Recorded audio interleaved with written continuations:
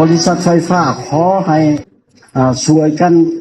ติดตั้งหรือว่าแป้งไฟฟ้าให้ประชาชนให้ฟรีสักคนครอบครัวได้ที่พบคนยุ่งยากนี่นะคันมือไฟฟ้ามันยุ่งได้เนอะเห็นอะไรจัดกันแล้วก็น้ำประปาอีกเลย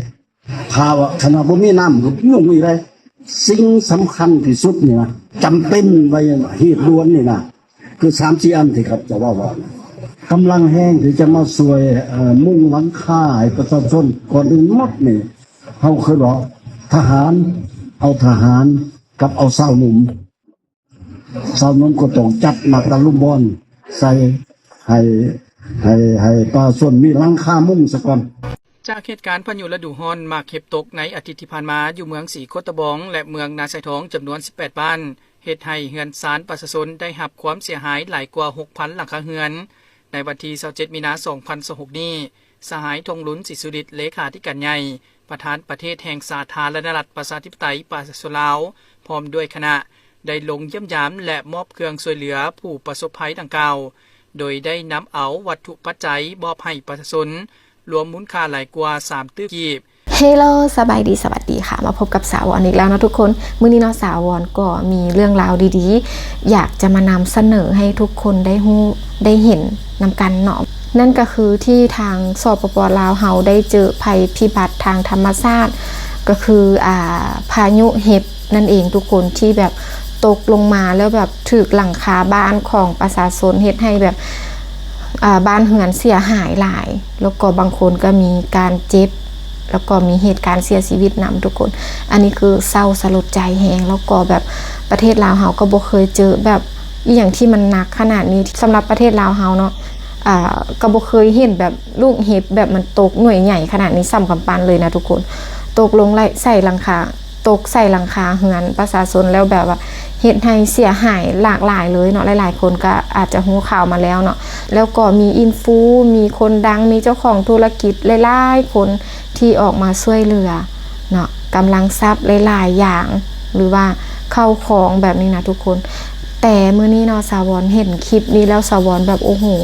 ปลื้มใจทุกคนภูมิใจที่เห็นประธานประเทศลาวเฮาออกมาช่วยเหลือประชาชนแบบนี้ทุกคนนั่นก็คือท่านทองลุ้นศรีสุริตเนาะที่แบบเพิ่นออกมาช่วยเหลือประชาชนที่ได้รับผลกระทบนั่นเองทุกคนไปเบิ่งในคลิปว่าจะมีรายละเอียดแนวใดเนาะทุกคนเนาะจากเหตุการณ์พายุฤดูร้อนมาเข็บตกในอาทิตย์ที่ผ่านมาอยู่เมืองสีโคตะบองและเมืองนาไซทองจำนวน18บ้านเหตุให้เฮือนศาลประชาชนได้รับความเสียหายหลายกว่า 6,000 หลังคาเรือนในวันที่27 มีนาคม 2026 นี้สหายธงลุ้นศิสุริตเลขาธิการใหญ่ประธานประเทศแห่งสาธารณรัฐประชาธิปไตยประชาชนลาวพร้อมด้วยคณะได้ลงเยี่ยมยามและมอบเครื่องช่วยเหลือผู้ประสบภัยดังกล่าวโดยได้นำเอาวัตถุปัจจัยมอบให้ประชาชนรวมมูลค่าหลายกว่า3 ตื้อกีบมีรองนายกรัฐมนตรีกระทรวงป้องกันประเทศเลขาคณะพรรคนครหลวงเวียงจันทร์ภาคส่วนเกี่ยวข้องและตัวแทนจากพ่อแม่ประชาชนที่ถูกผลกระทบเข้าร่วมติดตามสหายธงลุ้นศิสุริตได้รับฟังการรายงานย่อและการแก้ไขในเบื้องต้นจากประธานปกครองนครหลวงจากนั้นสหายประธานประเทศได้โอลม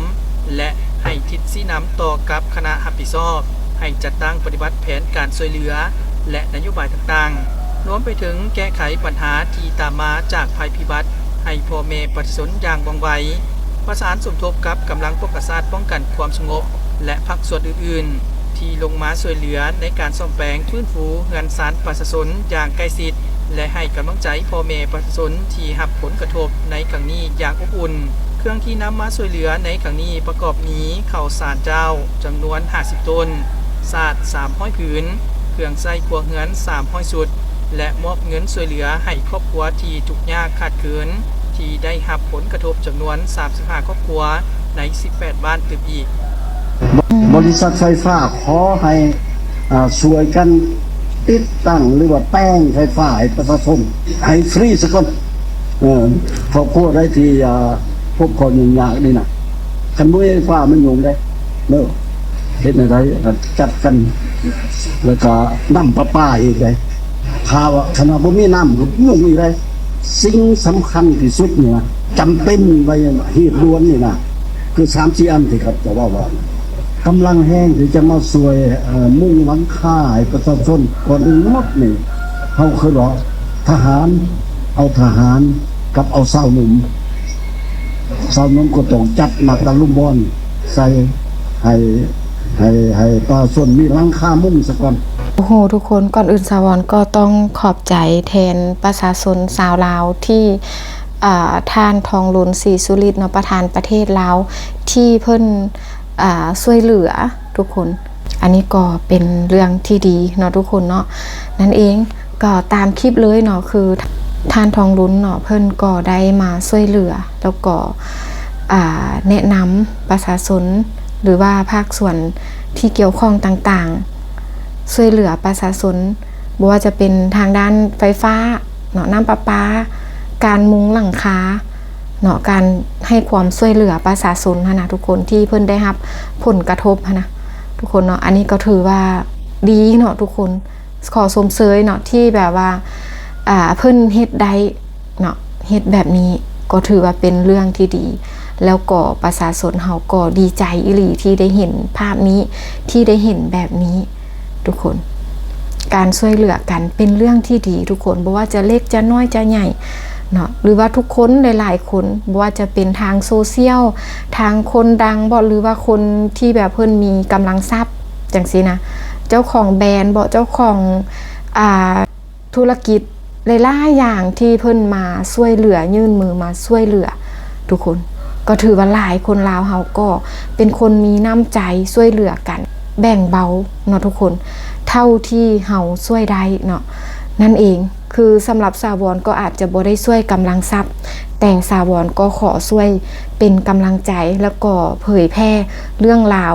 แบบนี้ให้ทุกคนได้เบิ่งได้รับได้ฮู้เนาะก็ตามกำลังของเฮานั่นเอง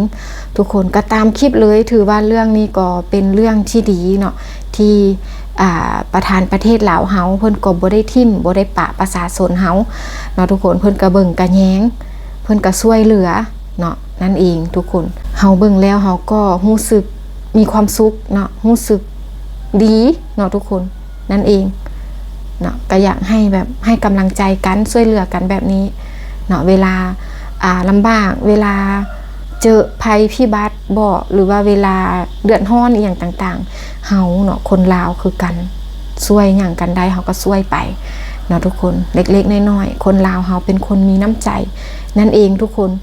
ก็ตามคลิปเลยเนาะสำหรับคลิปนี้สาวรก็จะขออนุญาตจบคลิปแต่เพียงเท่านี้เด้อฝากทุกคนกดไลค์กดแชร์กดติดตามกด Subscribe ให้สาวรในเด้อสำหรับไผ่ที่ว่าใจดีมีน้ำใจเนาะอยากซัพพอร์ตสาวรอยากให้กำลังใจสาวรก็อยากกดข้ามโฆษณาเจอกันคลิปต่อไปทุกคนบ๊ายบาย